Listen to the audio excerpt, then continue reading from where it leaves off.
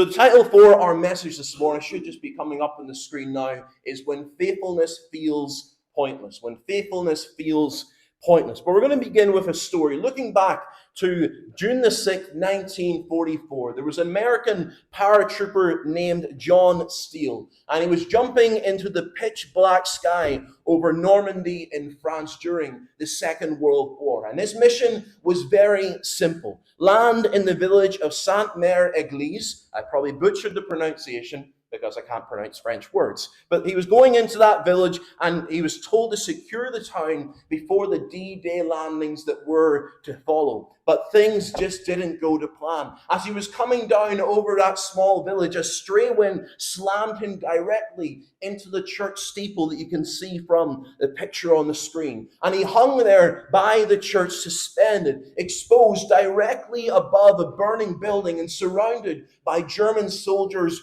below. So he did the only thing that he could do in that moment. He didn't want them to notice that he was alive and wriggling about trying to get free. So he played dead. And for 2 agonizing hours, he hung there, completely motionless, trying not to breathe heavily, making no noise whatsoever, trying to be completely invisible, doing nothing that would look heroic. Yet, his presence there was an unavoidable distraction, drawing the enemy's eyes away from the landing zones that were to come and buying the Allies precious seconds, precious minutes in what was to come. He didn't save the day with a heroic charge. He didn't save the day by taking out the enemy by force. He saved it by being faithfully, maybe even miserably, stuck in a moment that he didn't want to be in, a moment that felt completely meaningless to him. And most of us, we have that church steeple in our lives, a season where we feel stuck, where we feel invisible, where we feel underappreciated for who we are and what we do. And it's just that frustrating time when you're doing seemingly exactly what God has asked and told you to do. You're showing up, you're serving as you should, and yet it looks like absolutely nothing is happening for you. And that's when the whisper of the enemy starts, the whisper of the world in your ear. And they say to you, does any of this actually matter? Why am I even trying? Why am I giving so much effort to the church, giving so much effort to God and what I read in the Bible? Because if you look back, you will realize that your story, the story of your life, is not made up of many cinematic and really important moments, massive moments. It's built often on 1,000 little boring moments that we know far too well. Little decisions, the quiet obedience, the ordinary days. And here's the frustrating thing about how God operates for us as human beings. You rarely realize what God is doing until God has already done it. Where we see chaos, God sees a canvas. Where we see a dead end, God sees a detour. Where what we see is pointless, God sees purpose. And that is exactly what we find at the conclusion of Esther chapter 2. That on the surface, this passage is just filler to get to the main event in chapter 3 and as the events unfold. There's just a gate. There's a few guards, there's an overheard conversation, just really forgettable stuff. So why are we spending a message on it? Because so much actually happens in these 4 to 5 verses. This boring moment that it seems is really the hinge that God uses to save an entire nation against genocide. Esther can't see it. Mordecai cannot see it. Nobody in the palace had a clue this was going on. But God knows it all. That long before this crisis arrives, God is already positioning the chess pieces on his board. Long before the enemy makes his move, God has already written the counter move. So today, we're going to talk about the thing every Christian experiences, but nobody wants to admit out loud on a Sunday morning like this. What do you do when faithfulness feels pointless? What do you do when faithfulness feels pointless? When you do the right thing and your life just gets harder and just gets worse. When you pray and heaven seemingly is silent towards you. When you're serving and nobody notices what you do. Mordecai knew that feeling, and Esther knew that feeling as well. And if we're honest, so do we. So we'll come to the main points of our message now. Number 1, the position of patience. The position of patience. I want to be incredibly honest with you about something. I've been in Christian ministry for coming up on a decade now. I know I still look very young, but it's been 10 years now. And there have been seasons in my ministry, not really here in the church, but over many years of working in God's work, either as an evangelist or in other church ministry, where I've looked around at what God has seemingly been doing in other places, how He has been using other people, other churches, other leaders, and situations that seem way more significant than what I had going on at the time. It seems for them that there's so much significant things going on. Their ministry is exploding. God is doing glamorous things in their lives. And yet you sit there on an ordinary Tuesday morning, you're looking at your to-do list for the day, and there's that quiet, low-level whisper that really creeps up on you again and says, what exactly am I doing here? Does this even matter? And that speaks into your Christian situation. Maybe it even speaks into your working life as well. That maybe you imagine you would have gone further than you have. You would have achieved more, and that whisper goes on in your head. But in my situation, it wasn't a dramatic faith crisis. It's just the slow, draining exhaustion of feeling insignificant. And I suspect I am not the only person in this room who knows exactly what that feels like.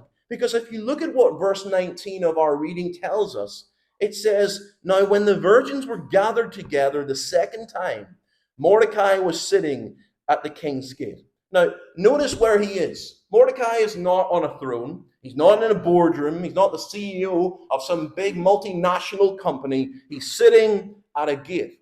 Sitting at a gate. Now, the King's Gate was a very, very busy place where the business of the great Persian Empire, the greatest empire in the world, was all taking place. But Mordecai wasn't running the empire. He was just there, unnoticed, unrecognized, and unrewarded. But here's the structural reality that we cannot miss. Mordecai did not put himself at that gate.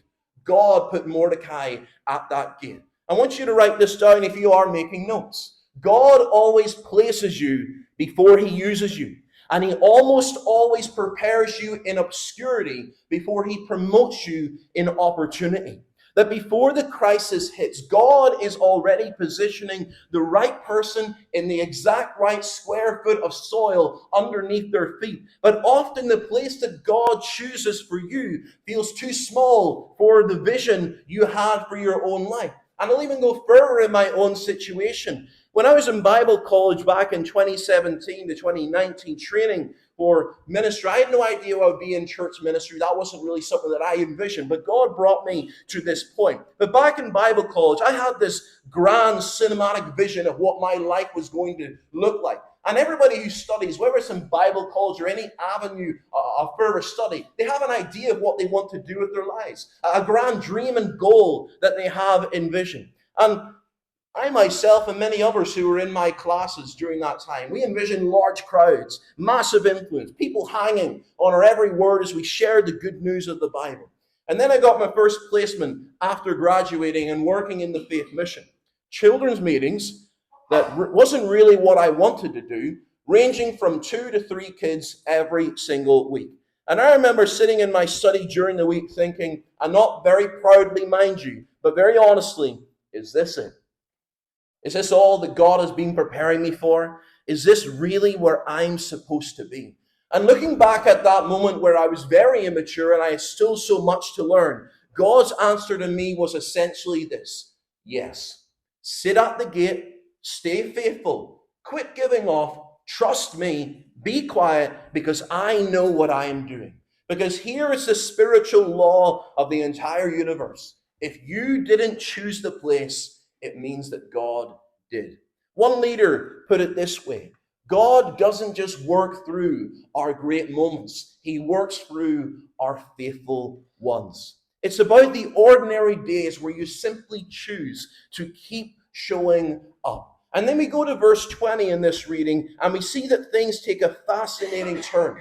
Esther had not made known her kindred or her people as Mordecai had commanded her. Now, some very traditional and legalist Christians read this verse and they instantly get uncomfortable and they say, well, shouldn't she have been more open? Was she really being obedient to God? Shouldn't she have been bolder about her faith? Isn't she compromising to the culture and the land she was in? But listen to me. Before we climb up onto our religious high horses, let's look in the mirror that God has used every single one of us in seasons where our obedience has not been perfect, where our obedience has been very messy, where we were figuring it out as we went along, where we were just doing the absolute best we could do with the messy hand that we were dealt. And Esther is not a spiritual superhero who is invincible running around Persia in a cape. No, this is a terrified young woman who is trapped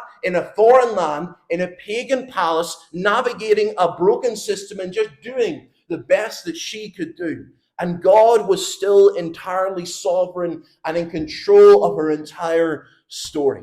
Psalm 139 and 16 says these words: all the days ordained for me were written in your book before one of them came to be.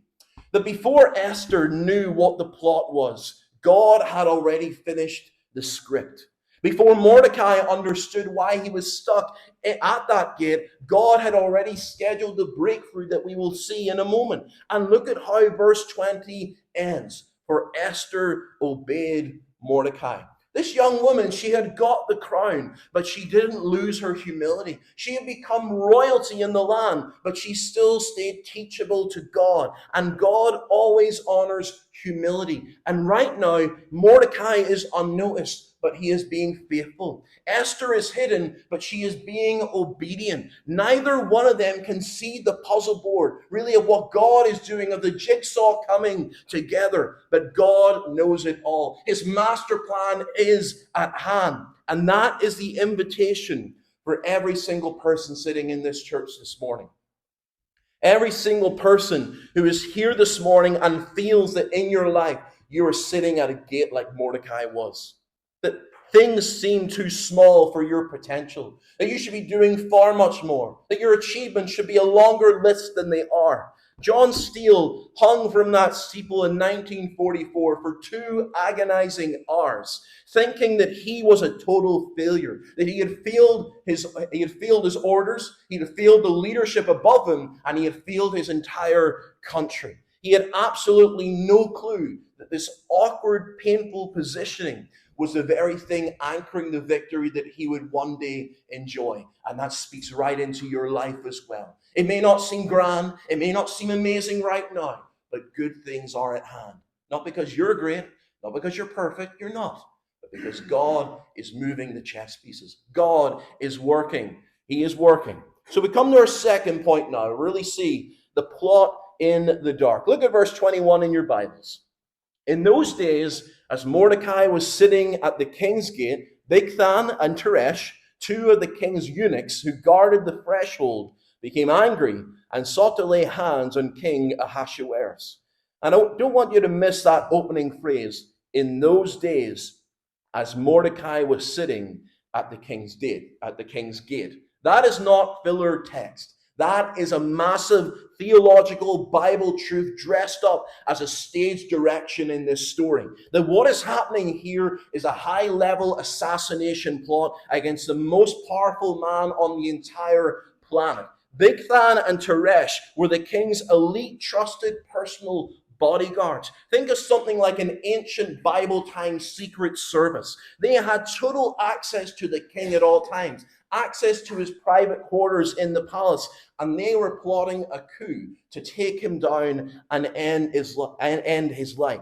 And just think about what is actually at stake here. Because if this king dies in verse 21, the book of Esther ends before it ever gets going.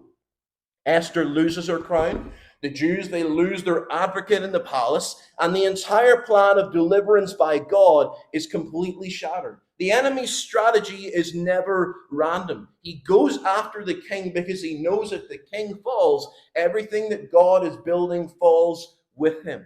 And I want you to write this down as well if you are taking notes. It really speaks to this truth, that hell, the enemy, always goes for the hinge. Hell always goes for the hinge. And what I mean by that is that Satan doesn't waste his arrows on things that don't matter. He attacks the very hinge of the door of your life, the marriage that is struggling, the leadership issue that is going on, the foundation of your Christian faith. But notice who happens to be sitting at the exact right gate, at the exact right second that this plot is hatched in the book of Esther. Not a government spy, not a military general, not even the king himself, not a guy who is trained for counterintelligence to do the right thing. Just Mordecai. Faithful, little old Mordecai. Faithful, ordinary, unglamorous Mordecai. Positioned there not by his own political ambition, but by the quiet, sovereign, unseen hand of God. He overhears a whisper that he was never supposed to hear, in a place that he was never supposed to be. He was that important. And at the exact split second it mattered most, the enemy plots, but God positions. God worked. The enemy schemed, but God was securing. The enemy plans destruction, but God had already written the deliverance. Augustine, many years and centuries ago, wrote these words: "Our heart is restless until it rests in thee. And in thy sovereignty, not one moment is wasted, not one faithfulness forgotten." And hear this: not one moment wasted, not one faithfulness forgotten. Mordecai had no idea why he was stuck at that gate. He had no clue that years of showing up, doing the right thing, getting zero credit for his work, were all building toward a single overheard passing conversation. But God knew this would happen. This was God's plan. Proverbs 16:9 says, "The heart of man plans his way, but the Lord establishes his step." And God doesn't just establish the dramatic steps. He doesn't just establish the steps that make sense to you at all the time. He establishes all of them. The steps to the gate, the boring years spent waiting at the gate, the ordinary moment at the gate when nobody was watching, but everything was on the line. God establishes them all. And some of you need to wake up to the reality that you are in a season in your life right now where the enemy is actively scheming against you, and you come and you don't even realize it's happening. There is something he is trying to dismantle in your home, in your family, in your marriage, in your integrity, in your life here in the church, and he is betting everything that the people of God, the people God has positioned at the gate, are simply not going to be paying attention, and he will just slip right on through. The enemy is betting everything that your busyness will win over your relationship with the Lord. He's betting that your discouragement is going to win. He's betting that the exhaustion of feeling pointless, that your faithfulness doesn't matter, will then talk you into stepping away from the post just before the moment comes. And if that is your life, and maybe it is your life, you don't even realize it, I say these words to you: don't you dare step away. Don't step down. Don't give in. Because here is the raw gospel underneath this entire story in this Old Testament book. The reason Mordecai's hidden faithfulness mattered is because behind the curtain of human history stands a God who refuses to abandon his people. The God who sees the plot before it's even hatched, who positions the faithful before the crisis ever hits, who writes the counter move before the enemy can even make his play. And that God sent his own precious begotten Son, Jesus, not to a golden throne, but to a lowly and a dirty manger in a little village called Bethlehem, not to a palace of power, but to a Roman cross. Jesus didn't come to a position of visible world dominance. He stepped into the most seemingly pointless, humiliating, forsaken, and losing moment in all of history. And yet that exact moment became the ultimate hinge on which all of history as we know it turns. That if God can take a horrific and bloody cross at Calvary and turn it into the ultimate instrument of world redemption, he can easily take your boring and frustrating gate in your life and use your faithfulness to change absolutely everything. The enemy schemes, but heaven has absolute sovereignty, and sovereignty wins every single time. And that brings us to our final point now as we wrap things up. The payoff of providence. The payoff of providence. So Mordecai uncovers the ultimate terror plot here. And here's what I really love about what he does at the end of this chapter. He doesn't call a press conference. He doesn't position himself for a promotion. He doesn't go and write something up on Facebook to see if he can get all the likes possible. Everyone knows how great he is. He doesn't do any of that. The only thing he cares about is doing the right thing. He just tells Esther, that's it, quietly. No fanfare. He passes the intel to the one person who can handle it and then steps right back into the shadows as if nothing happened. The plot is blown wide open. The traitors we see are then executed. The crisis has been completely averted. And then, right at that moment, where the music should swell and Mordecai, he should come up and get a medal and be the hero of the story. He should have a private room in the palace to himself. The text drops a line that almost feels cruel and unfair in how boring the line is. Look at the very end of this chapter. And it was recorded in the book of the Chronicles in the presence of the king. That is it. No parade, no bonus, no public shout out, just a tiny note in a royal ledger buried in a deep, dusty archive that absolutely no one was ever going to read. And then, silence. Nothing happened for Mordecai. He did the right thing. He did what God had set the plan for his life to do, but nothing really happened and changed for him. He goes right back to the gate, the same uncomfortable seat, the same entry-level role working there, the same quiet faithfulness, and he goes back to work on Monday morning as if nothing absolutely happened. The story moves on. The villain, Haman, that we'll see next week, enters the scene. A decree goes out to wipe out the entire Jewish population. The threat escalates to an absolute emergency. And for a painfully long time, that little entry about Mordecai just sits in the archives, dusty in the palace, gathering dust, completely forgotten. But here's the thing. God never forgets. God never forgets about what you do, and he didn't forget about Mordecai. Because if we fast forward to chapter 6, we will see in the coming weeks, the crisis arrives, the gallows have been built, the death warrant is active, and everything is on the line. And that exact night, the King Ahasuerus, he can't sleep. He's tossing and turning. He doesn't understand why. So he goes and asks one of his servants to bring in the royal chronicles and bring them to him to read. And just think about the staggering micromanagement of God here. That out of the thousands of pages of boring, bureaucratic history in Persia, the servant opens up to the exact page, the exact paragraph, the exact line, detailing what Mordecai did at the gate all those years ago. The king stops him and says, hold on. What honor or promotion did we give to this man, Mordecai? He saved my life. And the servant looks back at the king and says these, and I paraphrase, nothing. We did absolutely nothing for him. Years had passed, the file had sat untouched, but at the exact split second it needed to be remembered. God withheld sleep from a king, moved a servant's hand to the appropriate page, and unlocked the entire machinery of divine providence to flag a single act of hidden faithfulness that everyone else had forgotten. Everyone except God. Galatians 6 and 9 says this, and let us not grow weary of doing good, for in due season we will reap if we do not give up. In due season. Not your timeline, but in God's time. And between the moment of your faithfulness and the moment of God's fruitfulness, there is almost always a gap. There's almost always a silence in your life. And that gap is exactly where 90% of Christians give up. What do they give up? Some Christians give up on their marriage entirely.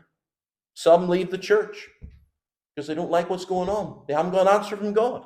Some compromise their Christian integrity because they think, well, God's not noticing. Nobody else is going to notice if I change things here. And the worship song that we sing so often, Goodness of God, has that line that we all like to sing nice and loud. All my life you have been faithful. All my life you have been so, so good. But notice those words there. It doesn't say all my life it has been obvious. It doesn't say all my life I have perfectly understood what you were doing. It says all my life. That means in the gaps, in the silence, in the seasons where you feel completely stuck on a steeple hanging there in the dark when nothing seems to be happening, that you have been faithful. Just one more story as we close. Back in the year 1727, there was a tiny group of Moravian Christians in a small German village called Herrenhut. Wee illustration there. And there in that small German village, they started a very small prayer meeting. Just a few ordinary people, and they decided to pray for 24 hours a day, rotating through the community so that every single hour, every single moment, someone was standing before God and praying to Him. Nobody outside that tiny village noticed what they were doing. They didn't have a platform. They didn't have Instagram or social media to broadcast what they were doing on. There was no way to let the world know what they were doing. They just kept showing up every single day, every single hour. And that single prayer meeting lasted for guess how long? 100 years without ever stopping. And out of that one hidden, unglamorous village came the spark for the modern missionary movement. It fueled the ministries of the likes of George Whitefield, John Wesley. It triggered moves of revival that literally reshaped the civilization as we know it today. But here's the very heavy truth. Almost none of the people who started that meeting lived to see the harvest that was produced. They just kept showing up to their post like Mordecai, and God never forgot a single hour of this. So listen to me on this, church. You might be sitting at a gate today that feels completely insignificant. You might be changing nappies at home and you don't like doing it and you think, what else is coming? You might be managing a spreadsheet at work. You might be scooping some stuff up. You might be shoveling things every single day. And you're wondering, what is going on here? Surely there is more. Surely there's more for me. You're just staying faithful, maybe in a relationship, in a spouse who maybe doesn't appreciate you for you. Stop looking for a platform and just start looking for your post. Stay at the gate. Keep showing up because the world might not be taking notes, but heaven is keeping the books. I want to come back to that man just one last time, John Steele. That after the war was over, someone asked him what he was actually thinking about during those 2 agonizing hours he spent hanging from that stone steeple. And his answer was very simple to the question. He says, I didn't know what was happening on that beach. I didn't know if any of it was working. I just knew I had to stay. No visibility, no guarantee that his misery was contributing a single thing to the war effort. Just a settled, quiet, gritty decision to remain.